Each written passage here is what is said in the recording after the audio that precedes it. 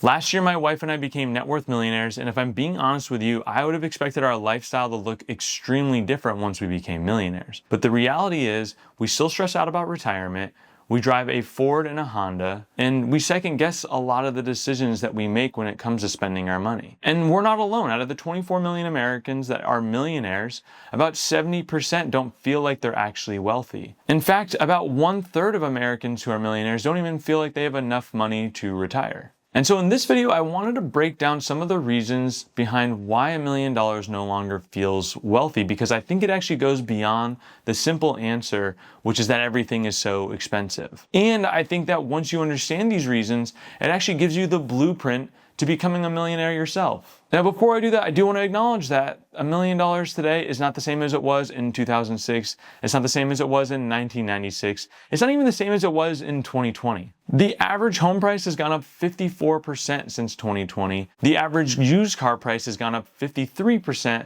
and the price of eggs has gone up like 78%. According to this CPI calculator that I found online, in 2006, you would need $617,000 in order to feel like you have $1 million today. According to Charles Schwab and Northwestern Mutual, Americans today say on average that they would need $2.3 million in order to feel wealthy. This doesn't mean that Americans feel broke if they have $1 million. It just means that they don't quite feel comfortable. Which is interesting because the average respondent in that same survey said that they would need $839,000 in order to feel baseline comfortable. And so if you're a millionaire, you're just above that line. But now that we've gotten that obvious piece out of the way, I want to break down the 3 hidden reasons why $1 million doesn't make you feel wealthy. And the first reason is simply that the bulk of your money is probably tied up in retirement accounts. You've probably heard me and tons of other personal finance content creators online shouting at you to open up a Roth IRA and max it out every single year. And if you're doing that, please don't stop, because if you take $625 a month, invest it into a Roth IRA over the course of 30 years, getting normal market returns of 8%, you would be a millionaire. But that money would all be tied up in your retirement account. And so if you started doing that at the age of 20, or if you hit millionaire status before you hit 60, well, then you don't really have access to that money. And when you do finally touch that money,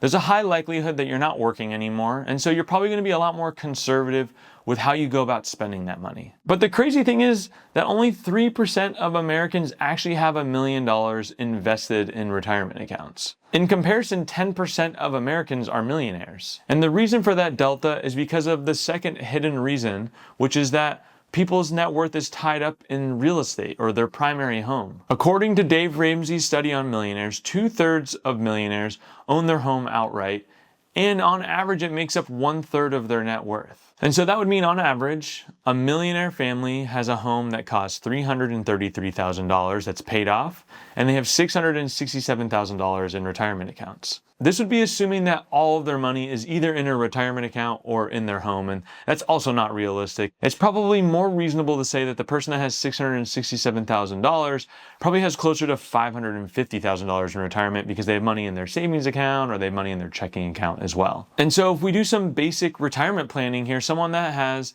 $550,000 in their retirement account, uses a 4.7% safe withdrawal rate, would be able to withdraw $26,000 from their retirement account each year. $26,000 is not going to make you feel wealthy. But I want to just call out that having 1/3 of your net worth tied up in your home is not a bad thing.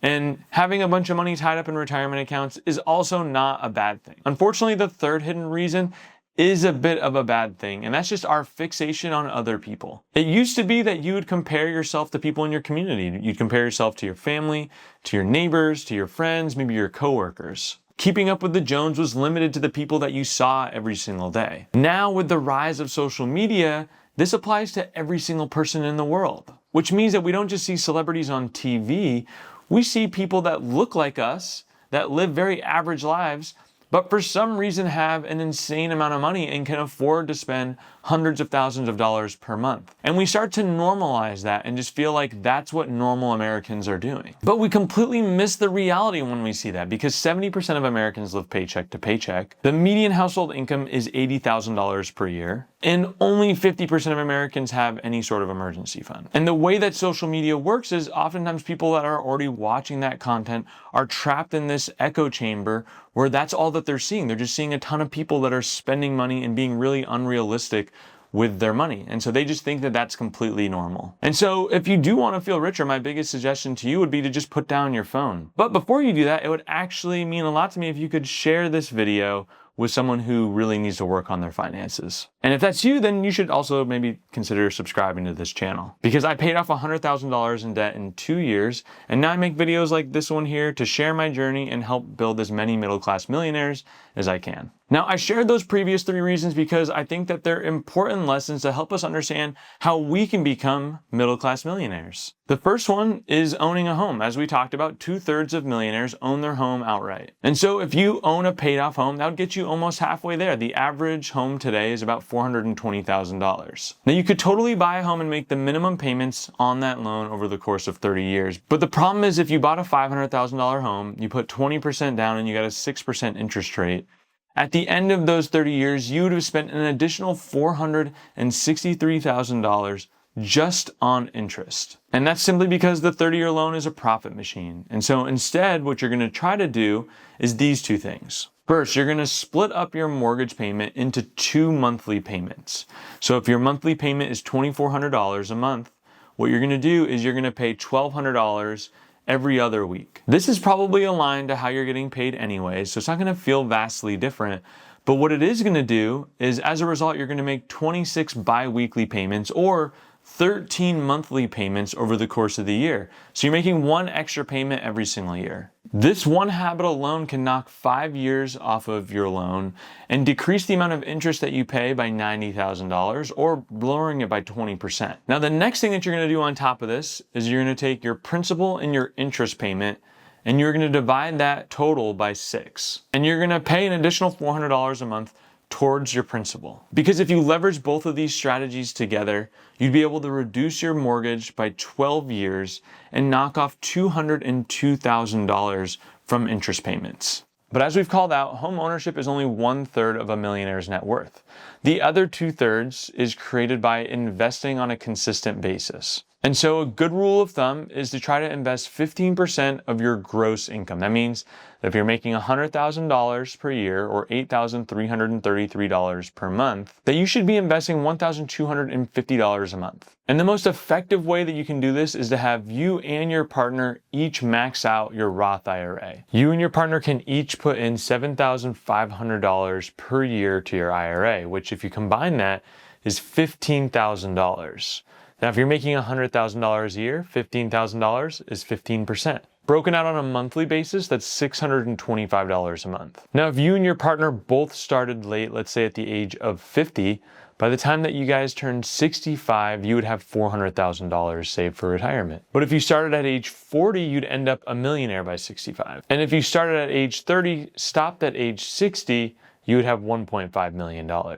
This is just assuming that you get typical market returns of 10% and we factor in a 3% inflationary rate, meaning that those final numbers that I was sharing are actually factoring inflation into their calculations. But the best part about it is that you'd be able to access all of that money completely tax-free because it was invested into a Roth account. Now, investing $1,250 per month is going to feel really difficult for most couples. But I believe that the big reason for that is because of student loans, auto loans, and credit card debt. And so if you can really take some time to focus on getting out of debt, it's going to make it a lot easier to be able to save and invest $1,250 per month. And so the reason why I said if you started at 40 or if you started at 50 was because I wanted to really emphasize that you could spend your entire 20s and 30s just getting out of debt and you still have the opportunity to become middle-class millionaires. And the best way to get out of debt is simply to build a zero-based budget, meaning that you assign every dollar that you earn a job. And the way that you start building that is you take your last 3 months spending, so you would print out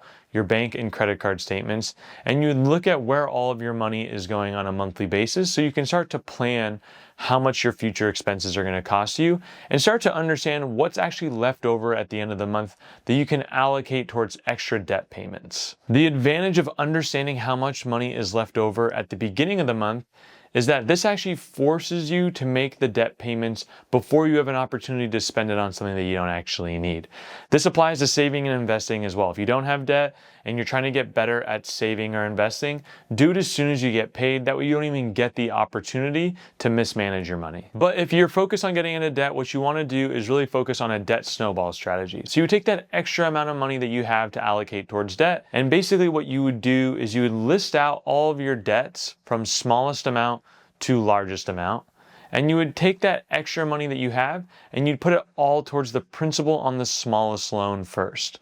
Once you've paid off that smallest loan, you'd move on to the next smallest loan, and then the next, and so on and so forth. The reason why this strategy works the best is because you get quick wins under your belt. For a lot of people that are going through paying off debt, they might have a loan that's less than $5,000, and just having the feeling of being able to knock one of those out really quickly, it becomes contagious, and it helps you actually build momentum to pay off all of your debt. If you can get rid of all of your debt, you're gonna be well positioned to save up for your first home and to invest on a consistent basis. You will be able to become a middle-class millionaire, which again, it might not make you feel rich, but it will bring you financial stability and a sense of security that's probably far more valuable than feeling rich.